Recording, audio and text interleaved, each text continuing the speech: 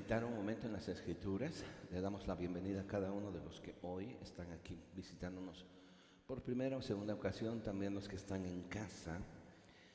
Y hoy estamos siguiendo una serie denominada Aciertos y Descalabros, 100 años de aventuras, si recuerdan. Y estamos viendo algunos episodios de la vida de Abraham.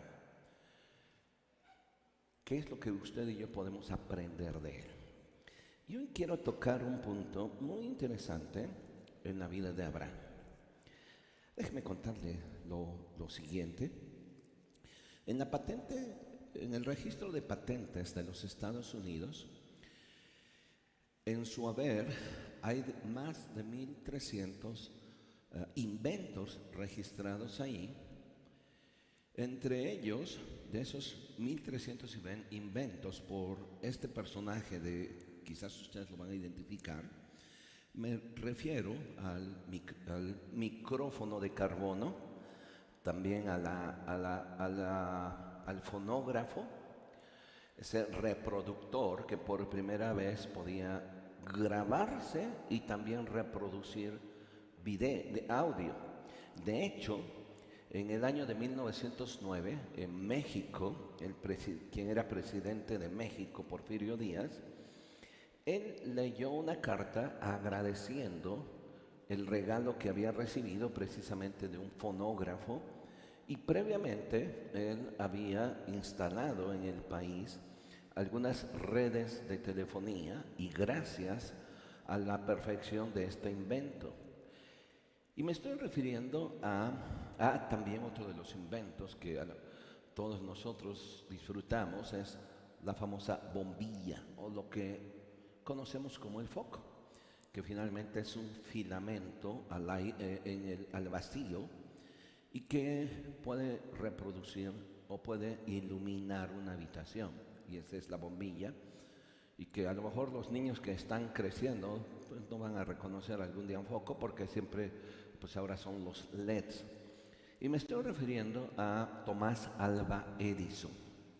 Este hombre vivió en 1847 y nació en 1847 y murió en el año de 1931.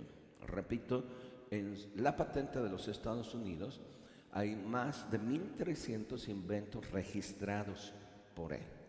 Fue un genio, un inventor, pero déjeme decirle lo que sucedió en una ocasión cuando él era niño. Él había llegado de la escuela, y cuando llegó, él traía un pequeño papelito que le había dado el maestro instrucciones de no leerlo, sino que solamente se lo entregara a su mamá.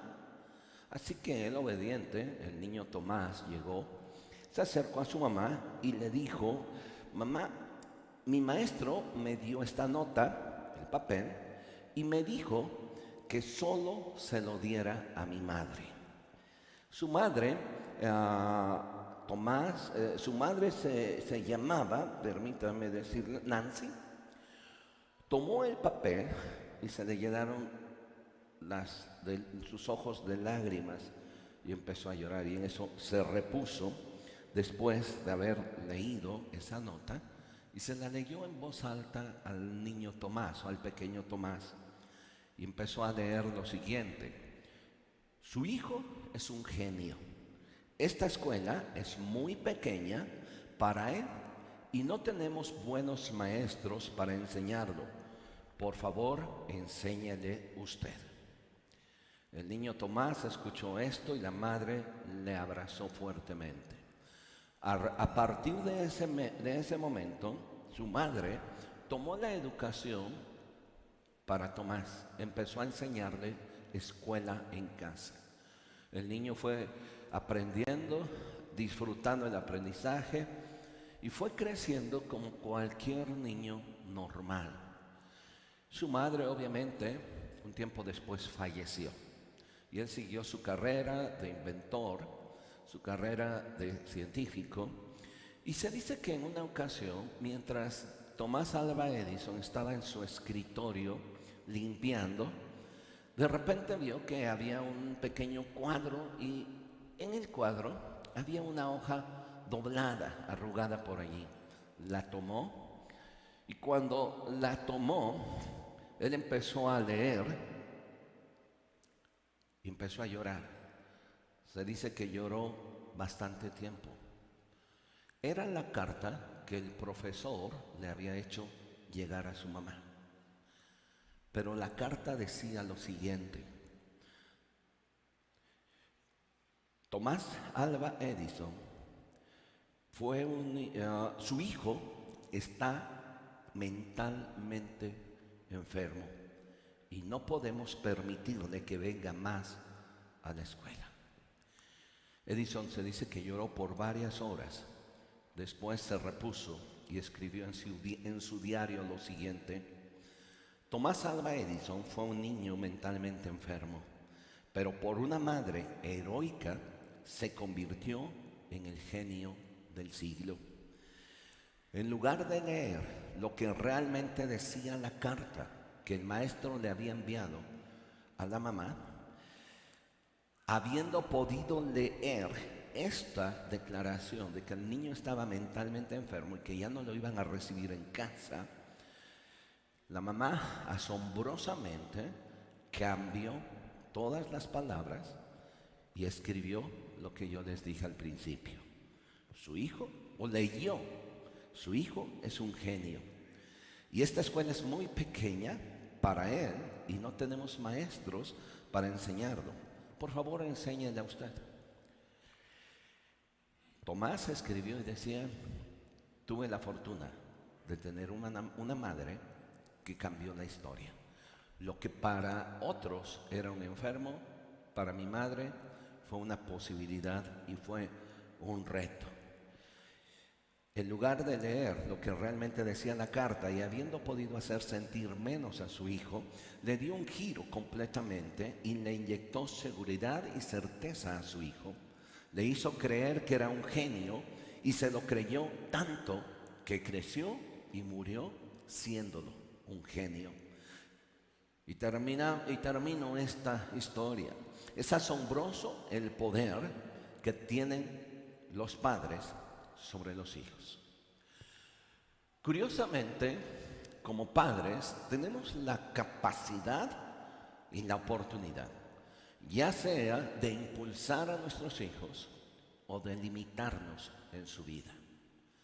Tenemos la capacidad de animarlos y de hacer que ellos crezcan con una visión grande y enfrentarlos a la vida, o definitivamente ponerles límites.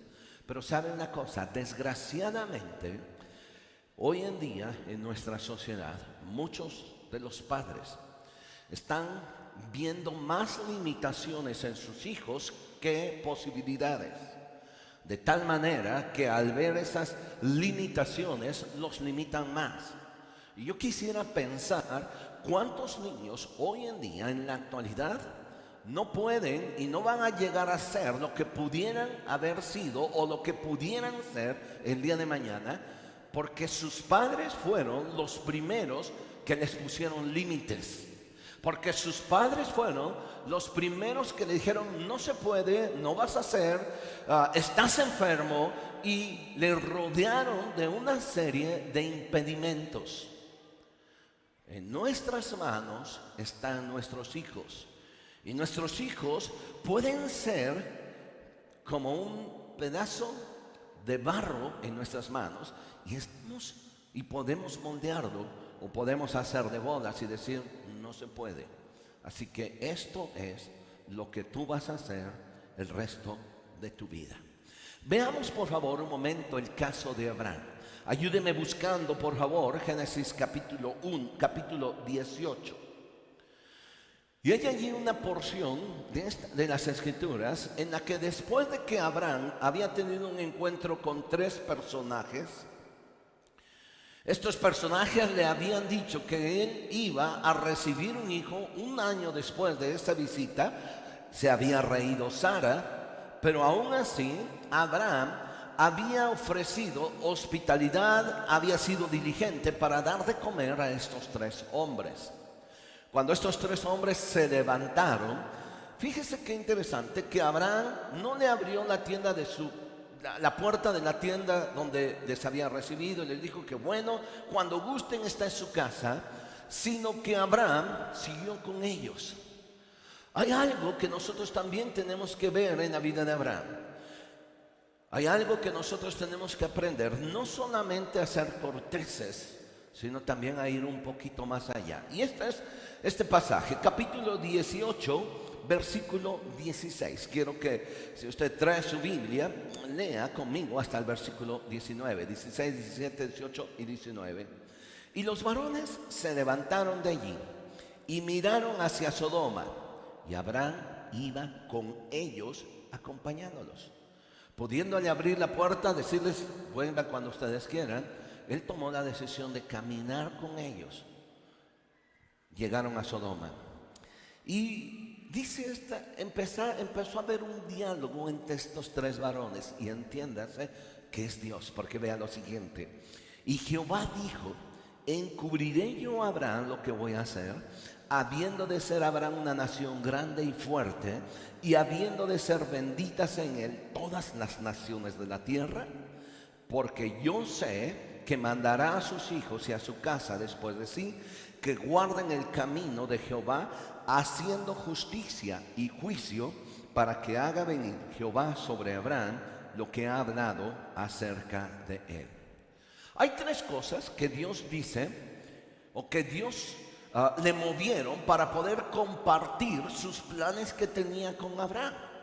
El libro de Amós, uno de los profetas también allá en el Antiguo Testamento, dice que Dios no hará nada sin que antes lo revele a sus siervos los profetas. Es decir, que todo lo que Dios quiere hacer no es algo que nosotros tengamos que preocuparnos a ver por dónde nos viene.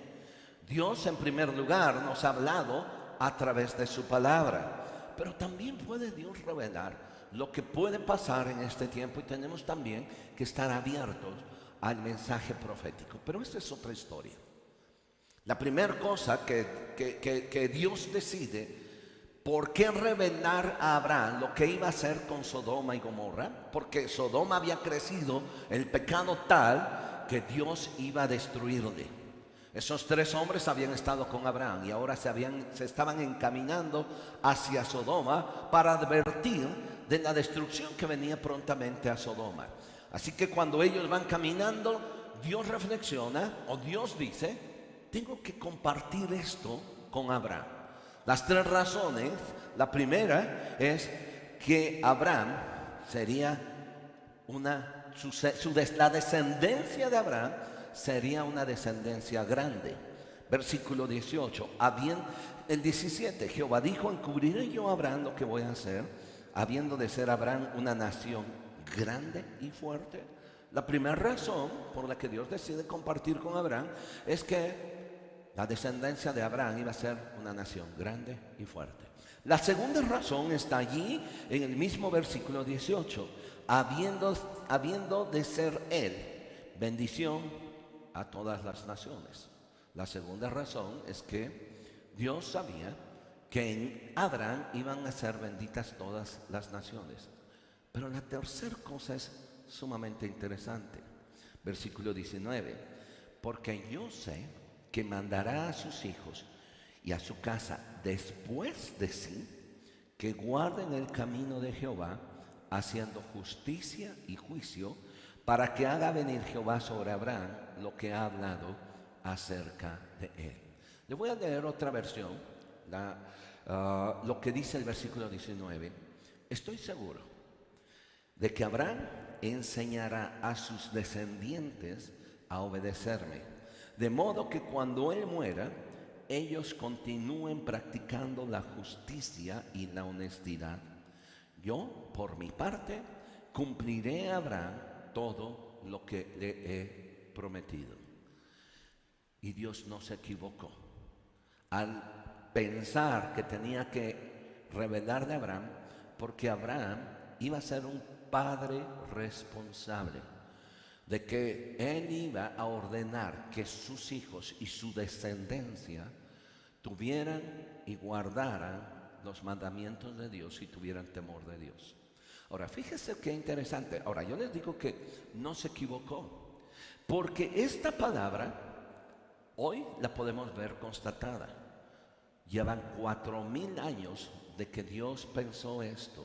Yo sé que Abraham va a mandar a sus hijos a que guarden sus mandamientos. Abraham vivió más o menos en el año 1800 o 2000 antes de Cristo, y los 2000 que tenemos. Así que después de 4000 años nosotros podemos pensar, aunque quizás usted me diga que Dios nunca se equivoca, pero entiendan la figura. Dios no se equivocó al revelarle a Abraham, porque Dios vio en Abraham un padre comprometido, un padre que iba a impulsar, que no solamente estaba preocupado por su momento, sino que iba a estar preocupado por su descendencia. Ahora, fíjese qué interesante es este versículo, porque en el versículo 19 dice, porque yo sé que mandará a sus hijos. Está hablando en plural, cuando en realidad hasta este momento solo tenía un hijo. ¿Recuerda quién? Ismael era el único. No había nacido Isaac. Isaac estaba en proceso de nacer un año después. Pero ahora usted puede pensar, bueno, sus hijos son dos. ¿Cómo puede ser Abraham padre de multitud? Mire, de hecho, el nombre de Abraham, sin H, que es lo primero que encontramos Abraham, significa padre enaltecido o padre excelso. Alguien que se admiraba. El nombre de Abraham tiene el prefijo Ab. Y Ab significa papá. Y cuando nos dice que Abraham sin H significaba un padre enaltecido o un padre excelso, nos está hablando de un padre ejemplar. Aunque hasta este momento Abraham solamente tenía un hijo. Dios viene y le cambia el nombre a Abraham y le pone Abraham o Abraham. Y le pone que va a significar padre de multitudes. Pero volvemos a la misma. Hasta este momento tenía un solo hijo. Más adelante, un año después, nace Isaac. Así que tiene dos hijos. Pero usted tal vez esté pensando, bueno, con dos hijos, ¿cómo es posible que pueda ser padre de multitudes? Bueno, la primera cosa que tenemos que entender es que de la descendencia de Abraham por parte de Ismael están los árabes. Y también de la descendencia de Abraham por parte de Isaac están los judíos. Pero apúreme un poquitito, o apurémonos un poquitito, y sáltese tantito, por favor, al capítulo 25 de Génesis. Y tal vez usted haya leído esta historia, pero no ha tomado en cuenta que no fueron los únicos dos hijos que tuvo Abraham. Tuvo 6 hijos más.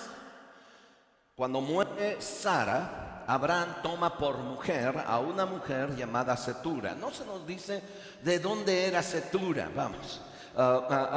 Sin embargo, engendra con Cetura 6 hijos. Y aquí registra el nombre de esos 6 hijos, pero también nos llama la atención que registra el nombre de sus nietos y luego de sus bisnietos. Vean conmigo, por favor, capítulo 25. Abraham tomó otra mujer cuyo nombre era Cetura. Ya había muerto Sara.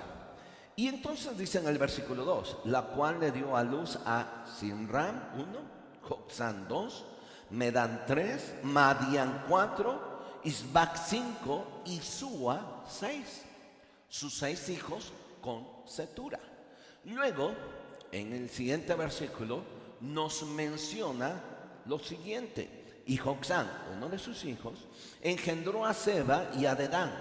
Ahora Seba y Dedán van a ser nietos de Abraham. Luego, dice que los hijos de Dedán, el nieto de Abraham, pues engendraron a Asurim, Letusím y Leumín. E hijos de Madián, Efa, Efer, Enob, Abida y Enda. Todos estos fueron hijos de Cetura. Es interesante lo que nos menciona este capítulo, porque regularmente siempre tenemos en mente a 2 hijos de Abraham, que son Isaac, Isaac e Ismael. Pero Abraham tuvo 6 hijos más y tuvo una descendencia más. Mire, por allí, en la Edad Media, hay unos escritos, por cierto, judaicos o judíos, y esos escritos mencionan esta genealogía de los hijos de Cetura. Y dicen que estos hijos de Cetura son un grupo de habitantes que están en la India.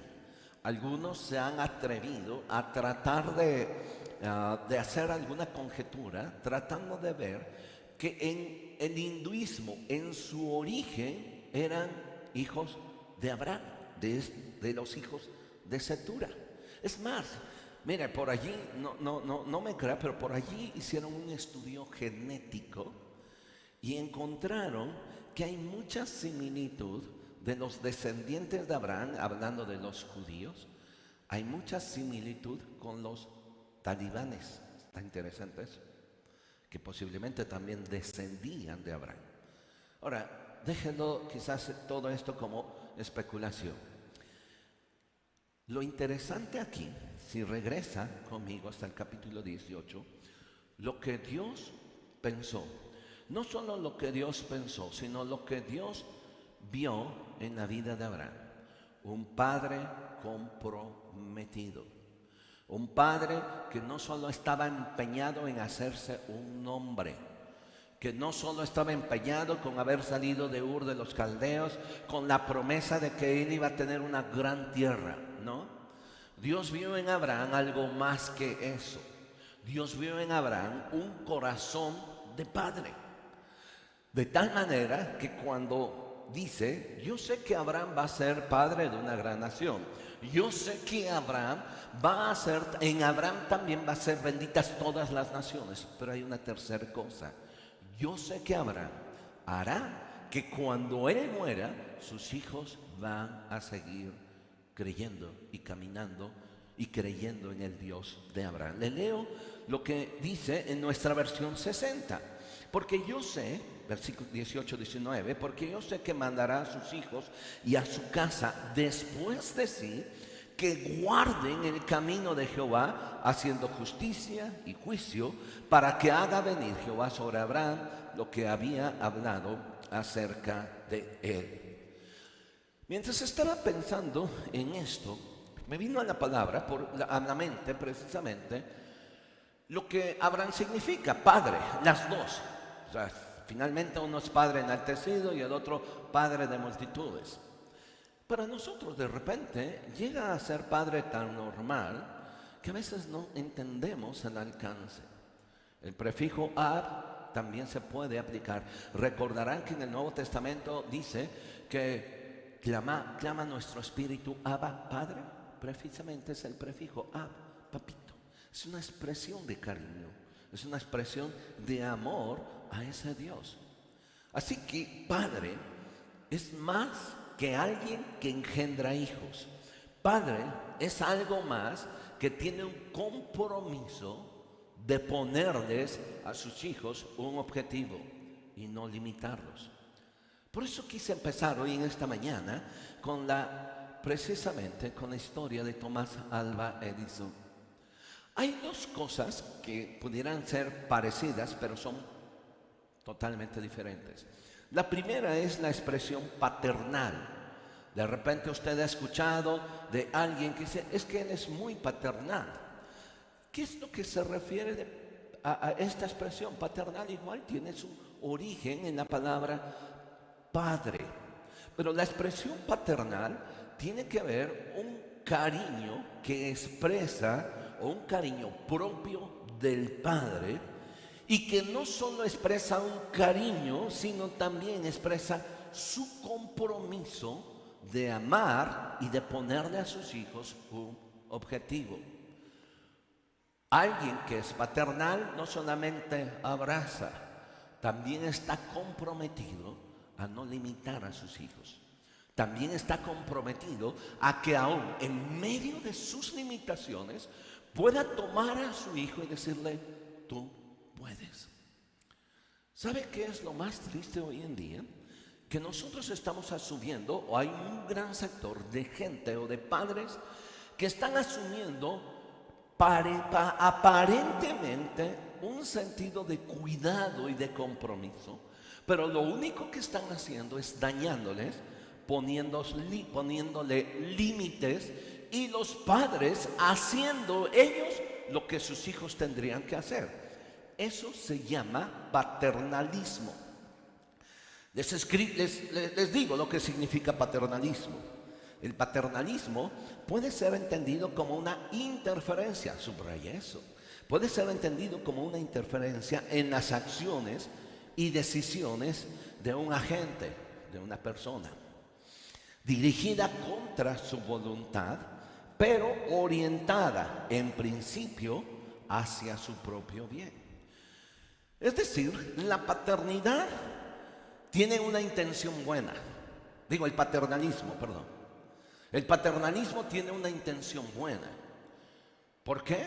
Porque yo quiero dirigir a mi hijo, pero anulando su voluntad, anulando su deseo, anulando su personalidad. Yo le digo lo que debe hacer, yo le digo lo que no debe hacer. Yo le digo en un momento dado, no solo le digo, le prohíbo. Y ese paternalismo, que en un momento dado su intención es buena, porque la intención del padre no es dañar al hijo. Un padre o una madre que tiene esa actitud paternalista o maternalista, su intención no es dañarlo, su intención no es destruirle, su intención es protegerlo. Pero en ese afán de proteger, lo que está haciendo es destruyendo la capacidad de decisión de su hijo. Lo que está haciendo es limitándole. ¿Y cuántos padres hoy en día, híjoles, no dejan salir a su hijo a la calle porque se va a enfermar, hace mucho calor y le va a dar insolación? O hace frío, híjoles, ¿los han visto que casi vienen como robots los niños? O sea, no le permiten, no comas, no esto, no aquello.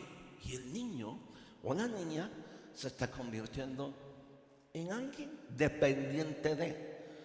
Vuelvo a repetir, la intención es buena, pero el resultado es nocivo. El resultado es negativo. No permiten que sus hijos se raspen las rodillas. Es que se puede caer. ¿Y qué? La vida está hecha de caídas y levantadas. La vida está hecha de raspones. Pero si nosotros ponemos a nuestros hijos en esa burbuja, no vamos a estar el resto de nuestra vida dirigiendo sus vidas.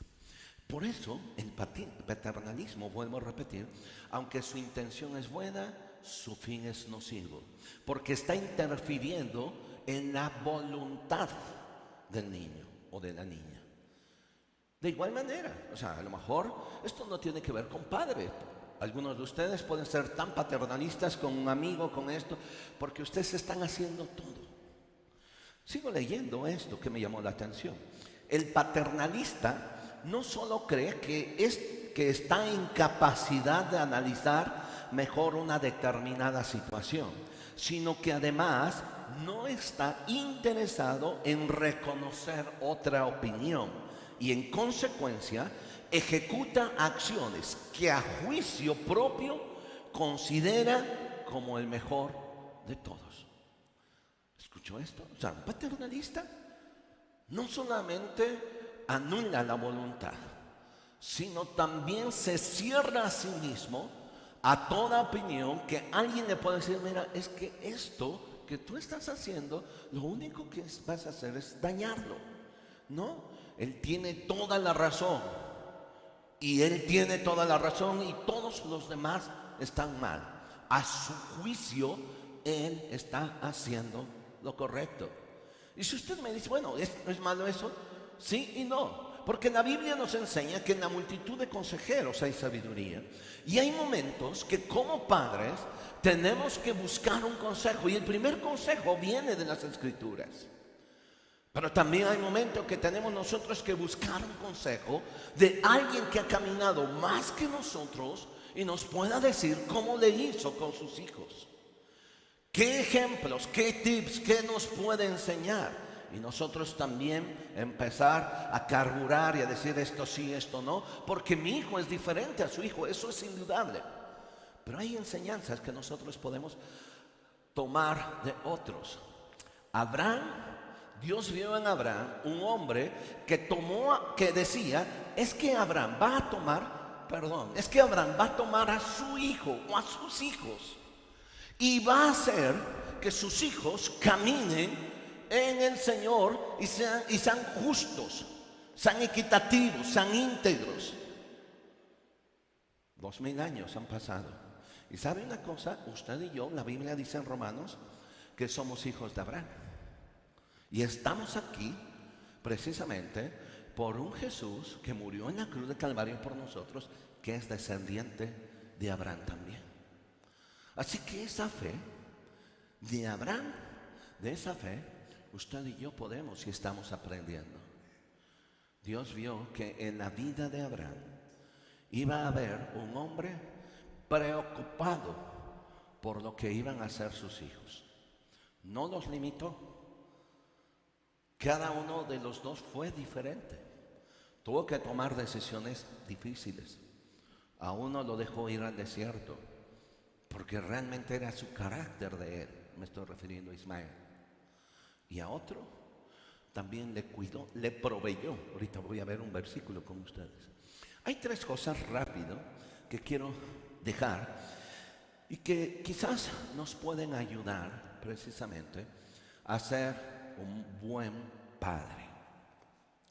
Pero antes, si me ayuda viendo Proverbios capítulo 23, por favor, versículo 15. Hijo mío, está hablando un padre. Recuerde que Proverbios, más allá de que es un mensaje de Dios para nosotros, lo escribió Salomón. Y lo escribió Salomón para su hijo. Y vean lo que dice en el versículo 15. Hijo mío, le está diciendo el padre a su hijo. Hijo mío, si tu corazón fuere sabio, también a mí se me alegrará el corazón. ¿Sí entiende esto? Hijo mío, si tú llegas a ser sabio, también yo me alegraré de corazón. La responsabilidad de cada uno de nosotros como padres es impulsar a nuestros hijos, no limitarlos.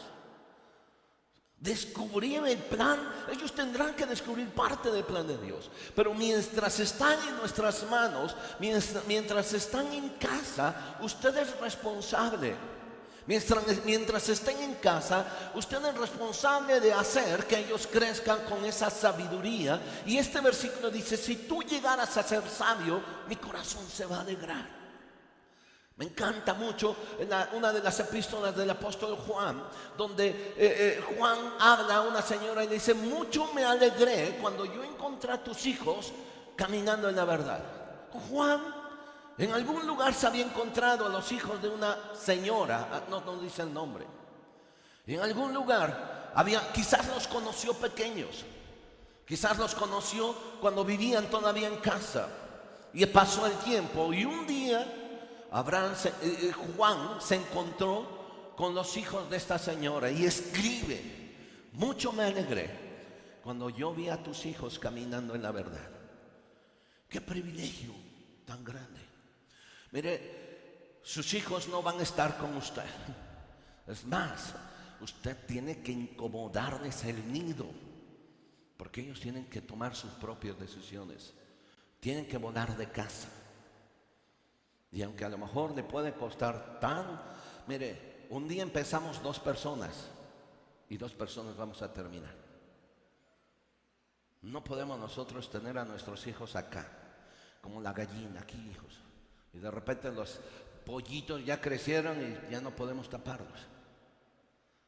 Ellos tendrán que tomar sus decisiones. Nosotros tenemos que impulsarla. Nosotros tenemos que tomar la decisión de Abraham. Mira, yo sé que me voy a morir. Yo sé que tú vas a tomar tu decisión. Pero por favor, toma el mejor camino. Sé íntegro. Y Abraham estaba preocupado por eso.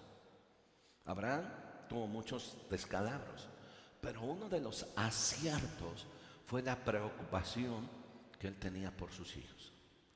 Qué terrible es encontrar a padres que no quieren tomar cartas en el asunto de sus hijos porque dicen, es que ya están grandes.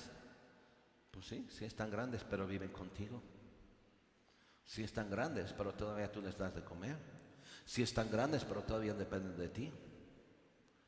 Así que empieza a incomodar el nido, porque ellos tienen que tomar sus decisiones.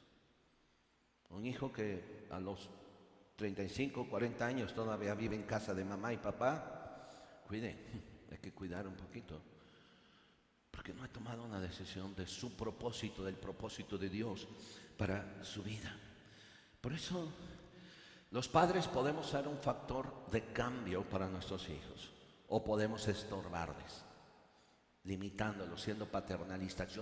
No te preocupes, hijo, yo tomo la decisión. No hagas, no comas, no esto. Y los estamos haciendo tan inútiles que es terrible. Rápido, 3 cosas que quiero dejar. La primera, ¿cómo mejorar nuestra paternidad? No el paternalismo, ¿de acuerdo? ¿Cómo mejorar? Rápido, con la vida de Abraham. La primera cosa, un padre está ahí para ellos. ¿Cómo mejorar la paternidad con mis hijos? Preocupándome por estar ahí con ellos. Quiero recomendarles el próximo 30 de septiembre. Va a haber un estreno a nivel nacional de la película Muéstrame al Padre. El lunes pasado tuvimos la premiere y pudimos ver esa película. Bueno, yo ya la había visto antes, que nos habían enviado para los coordinadores. Es una película que de veras se las recomendamos. Es un testimonio y como documental. Y no se las cuento porque se van a quedar así. Pero véanla, de veras es excelente. Quienes estuvimos allí salimos así medios movidos de todo. Porque un padre está ahí. Y dieron unas estadísticas de Enfoque a la Familia, que es una organización que está preocupada por dar recursos, conferencias, libros, etcétera, para poder rescatar a la familia. Y dieron muchas estadísticas que mostraron allí. Yo encontré unas estadísticas, no sé si sean parecidas, pero permítame decirle lo siguiente con esto. Un padre está allí por sus hijos. O sea, allí está presente. Un padre ausente va a hacer que sus hijos tengan muchos problemas. Le leo las siguientes estadísticas. Algunas cosas en común que los niños sin padre tienen. Entre el 100 y el 200% de niños sin padre tienen más posibilidades de tener problemas emocionales y de comportamiento. El doble de probabilidades de usar drogas y alcohol. Son mucho más propensos a tener relaciones sexuales a temprana edad. Son 3 veces más propensos a cometer delitos con violencia. Un niño donde papá no está en casa y está ausente, puede ser que más de la mitad de los adolescentes que intenta suicidarse vive en un hogar monoparental, solo papá o solo mamá. La mayor parte de los niños que escapa de casa proviene de familias sin padre. Y los chicos sin padres tienen el 300% más de posibilidades de acabar en la cárcel. El 70% de jóvenes en reformatorios creció o ha crecido sin padre.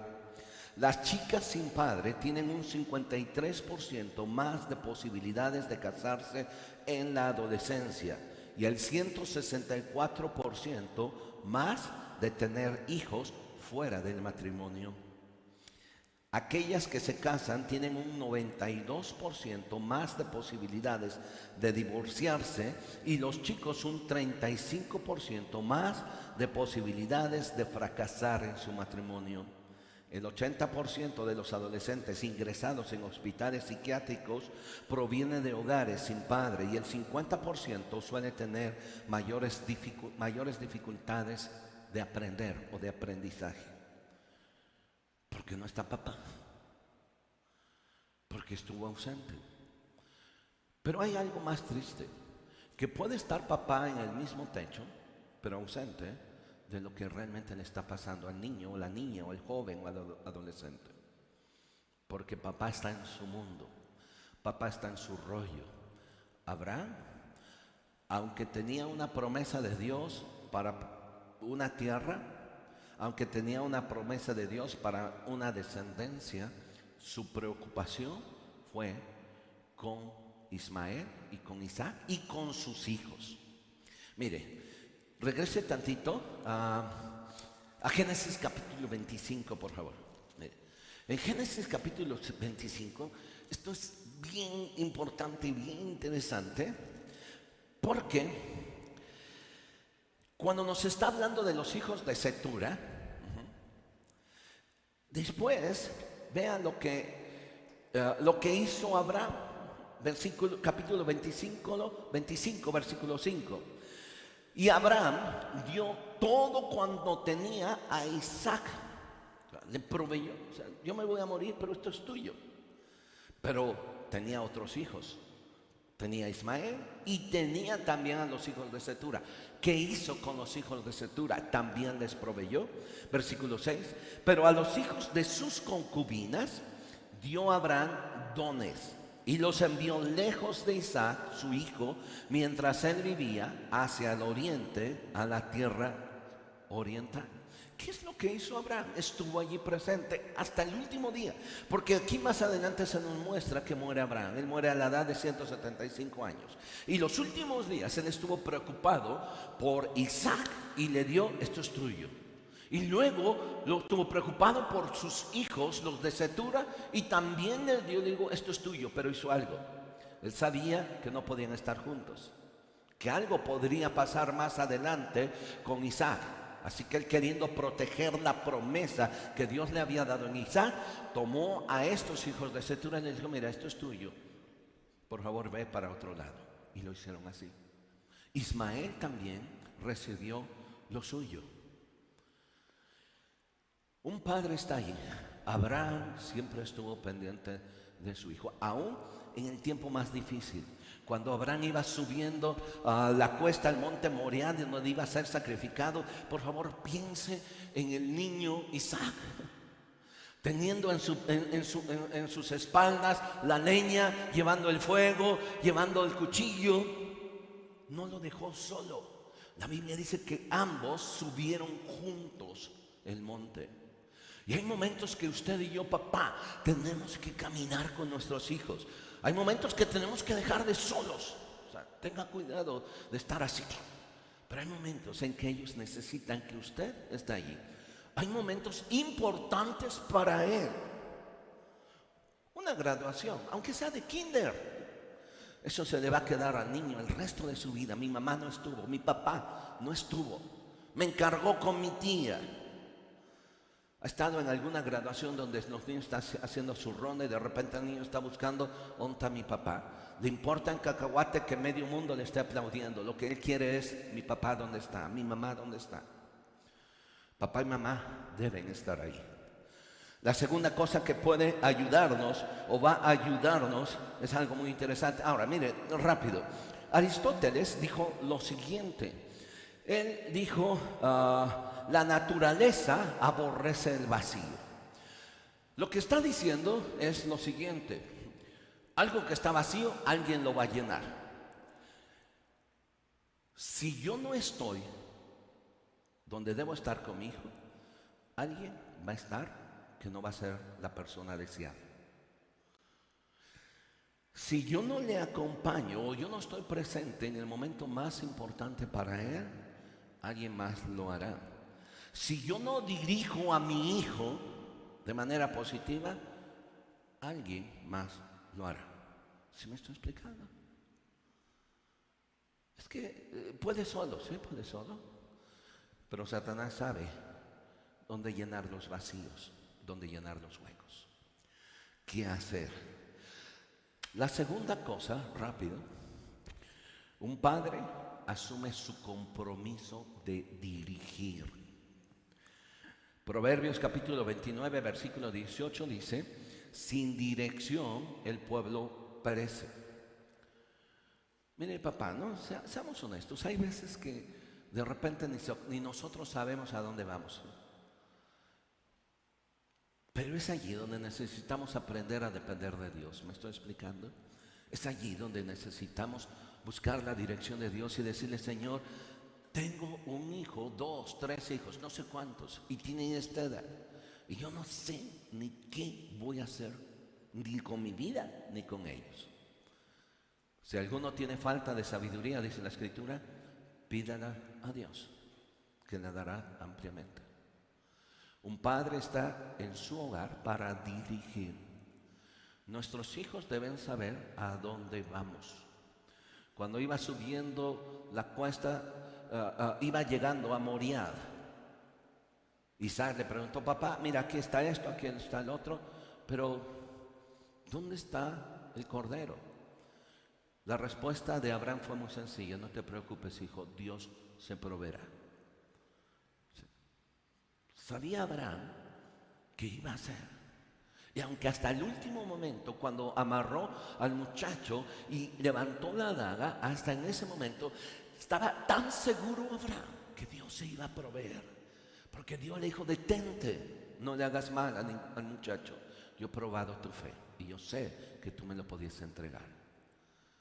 Abraham supo dirigir a su hijo, sabía a dónde iba, sabía también que iba a regresar, porque cuando iba subiendo le dijo a sus criados: ustedes quédense aquí, que el muchacho y yo vamos a subir, y vamos a subir a adorar a Dios, y luego voy a bajar y nos vamos a ir a casa. Él estaba seguro. Eso es saber dirigir. Pero vuelvo a repetir, hay momentos que quizás ni siquiera nosotros sepamos a dónde ir. Si alguno tiene falta de sabiduría, pídala a Dios. Un padre asume su compromiso de dirigir. Y la tercera cosa, un padre debe saber a dónde va.